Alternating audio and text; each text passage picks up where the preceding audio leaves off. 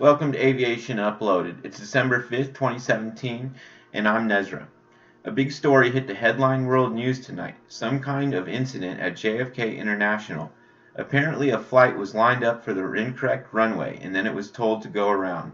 I'm sure the FAA will be investigating, and more on the incident later. The quickies will now be called the run-up. And first in the run-up, we have a picture of the day from General Aviation News. This is the only 1932 flying Waco there is. I hope the pilot's real careful with this one. It's a flying piece of history here. Next, God, I didn't want to ever report on this again, but there's an update on the phallis that was drawn in the sky. Finally, we know the fate of the aviators. A 6-month probation. So basically, they're grounded for 6 months. Phew, thank God. You guys are still going to be able to fly. What the rest of us are drooling to fly. Kristyn Pomranz also did a write-up on this, and she said, and I quote, "It was the ultimate apostrophe picture, but not everyone's laughing." Still quoting, "Honestly, the dawn contrails are pretty impressive. We're surprised to see these guys didn't get promoted." End quote. Thank you, Kristyn. Couldn't have said it better myself. That's it for the run-ups. And of course, we have another airplane crash at Chicago Rockford International Airport. Here's the scoop. Four people are recovering after their plane crashed while trying to land at the Rockford Airport. The story unfolded as breaking news last night at 6. Jerica Valtier has been following this story for us. And Jerica, a recording between the pilot and the airport indicates the plane had equipment trouble even before it tried to land. Eric and Mimi, it sure seems that way, but what the recordings show may now help investigators to figure out what happened to cause this accident. As investigators begin to look into what caused this King Air C-90 turboprop to crash, sending all four inside to the hospital. Tower transmissions indicate what may have been the issue. 0 Kilo Romeo, spot 4205, and are you landing, Rockford? 4205, and yes, Rockford, request priority. The pilot indicating he has a problem, which requires he be given priority for a landing. Okay, 0 Kilo Romeo, you said you were requesting priority. Is there something wrong with the aircraft? Yeah, I just lost the transfer pump here, so I might have a little less fuel on one side than I thought. So I don't want to come in with one single engine. Aviation experts tell us a transfer pump is used to send fuel from one tank to another. The tower controller cleared him to land on runway 19, aligned nearly due south, but the plane ended up short of runway 25, which points west. No, King Air did not make the runway. Right outside the perimeter of the runway, tree branches snapped off, indications of large tire marks that are visible in the grass, and a fence dismantled. However, airport officials say it still isn't clear what caused the crash. They will continue to investigate with the NTSB and FAA. The plane is registered to Rockford dentist Edward Noakes III, although no one will confirm whether he or any of his family members were on board. It is confirmed that Noakes works at Camelot Endodontics.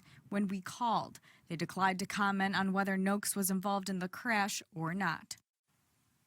There is still no word on the conditions of those who were on board. Mimi? 4 in the past 3 days or something. Anyway, our next story is a new sensor pod was sighted on Edwards Air Force Base F-16. The story goes, "Blessed is he who sits in the cold desert taking pictures of airplanes. More mystery from the boys in the high desert tonight. We have an unknown pod resting on an Edwards F-16. If you aren't sure what happens at Edwards, 2 words will sum up the whole operation over there. Flight testing. In every kind, shape, and form. You see the blue pod resting on the wings? That's not the suspect. In this other photo we have, we have a red circle showing the pod in question. This story was by Tamara Palmer on December 4, 2017 at 1:55. For more, please check out the article, and the link will be in the description down below. A passenger's viral video caught a crew repairing a no-frills airplane with duct tape. Consider what this passenger saw and captured on video. A crew made temporary repairs on one of the planes in EasyJet's fleet using a shiny silver material that looks a lot like duct tape. Got a real Einstein there. The passenger captured the moment on November 28th. That video no longer exists. But I do have a video of Mythbusters doing this exact same thing. Let's, for God's sake, see what Mythbusters came up with.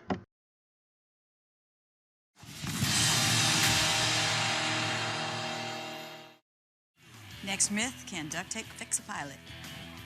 Been good knowing you. Nice knowing you. Despite the danger of the duct tape coming unstuck in the 90-degree heat, Clip up. they won't be rushing into anything. We're gonna do this the safe and methodical way. So if this thing goes south, we all run, right? Run is the plan? Yeah. And that is first. James is gonna taxi up and down the runway just to make sure all the control surfaces are okay. So far, so good. I don't see any duct tape whipping in the wind. Once he's comfortable with that, then he's gonna take it up for the real flight. With several cautious runs up and down the runway, happy that everything feels right, James gives the signal that he's ready to try this for real. This is it. Will the temporary sticky solution survive the rigors of flight? Is it really possible to fix your plane with duct tape? There he goes. Exciting. This guy is insane. If it were survival, you'd have to do it, right?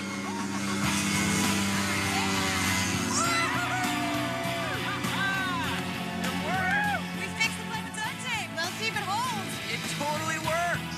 Dude. Let's hope it does hold. Yeah, he's gonna circle a little bit first. Let's make sure it holds, because things can still go wrong. Carrie's correct. Getting off the ground is one thing, returning to it safely is another. One interesting thing is that the duct tape is actually flapping a lot more than the Dacron, so I don't know how long you could actually fly like this. Yep, the airflow across the striped, uneven surface is causing the duct tape to shudder and ripple. Hope it doesn't shake apart. But James is apparently having no trouble maintaining altitude or making controlled maneuvers, and there's no sign that duct tape is delaminating. He's looking pretty stable right now. And when flight time ticks over the 30-minute mark, the team is confident they can call the result. This is awesome. This is one more confirmed myth for duct tape. Bear mauls a plane, you can fix it with duct tape and get it back in the air. How cool is this? I mean, we have done a lot of things with duct tape, but never have we done something that is so important as keeping an aircraft in the air. This one is totally confirmed. It works! That was great! Thank you very much. That was awesome. Fixing a plane with duct tape. Confirmed. Stay away from bears. Our final story is on the Embraer Super Tucano. This is it pictured here. Embraer has announced a firm order for 6 A-29 Super Tucano light attack aircraft and training aircraft from the Philippines Air Force. That means the ones at the bottom. The Brazilian turboprop aircraft was the only one shortlisted after it was identified last June as the sole compliant bidder for the PAF's Close Air Support Program. The unsuccessful contenders were the Aero Vodici L-39. I hope if you're watching my channel, you should know what an L-39 is.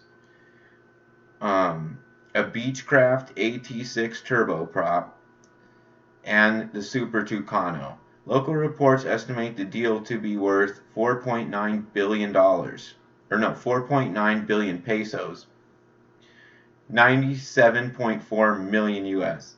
Deliveries will begin in 2019, making the PAF the second Super Tucano operator in Asia. After the Indonesian Air Force, the PAF's 15th Strike Wing will fly the aircraft, which will replace the PAF's Rockwell OV-10B Broncos. That's a crazy airplane. They have been providing aerial support in the government's retaking of Marawi City on the southern island of Mindanao, which was occupied by Muslim extremists for 6 months until October this year. The contract includes initial logistic support as well as the setup of a training system for pilots and mechanics, said Embraer spokesman. He added that Asia Pacific is a promising market for the Super Tucano, and boy do I hope we see more of those here in the US. And here's a quick video on the Super Tucano doing its thing, shooting machine guns, firing rockets. Watch closely. Christ almighty, I forgot to record the audio for the Super Tucano, so I'm going to read you some specs for it. This is from Wikipedia. The Embraer EMB 314 Super Tucano, also named ALX or A29, is a turboprop light attack aircraft designed for counterinsurgency, close air support, and aero reconnaissance missions in low-threat environments, as well as providing pilot training. Designed to operate in high temperature and humidity conditions. In extremely rugged terrain, the Super Tucano is highly maneuverable, has a low heat signature, and incorporates 4th generation avionics and weapon systems to deliver precision-guided munitions. Looks like the Brazilians can't wait to get their hands on this thing. Variants, we have the A29A, A29B. Single seat and twin seat. Operators, Afghanistan's got one, Angola, Brazil, Burkina, Chile, Colombia, the Dominican Republic, Ecuador, Ghana, Honduras, Indonesia, Lebanon, Mali, I can't even say that word, I'm going to try, the Philippines, Nigeria, and the United States.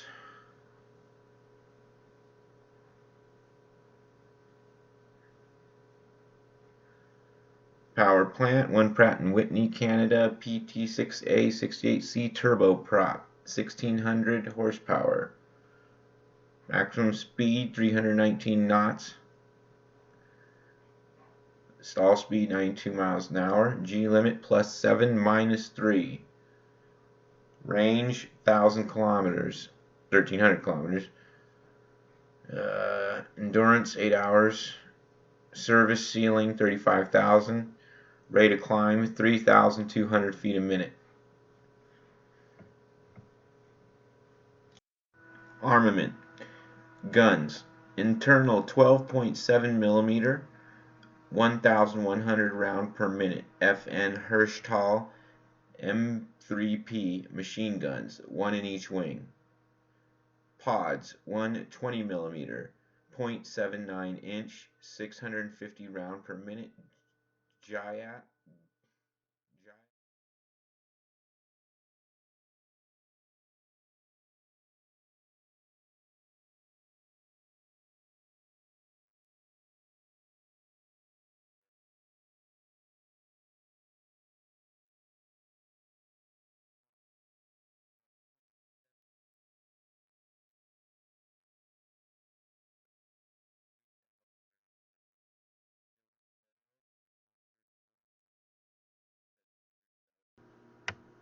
That's all for today's Aviation Uploaded, but remember to like and subscribe, and we'll finish up Red Stealth within the next couple days.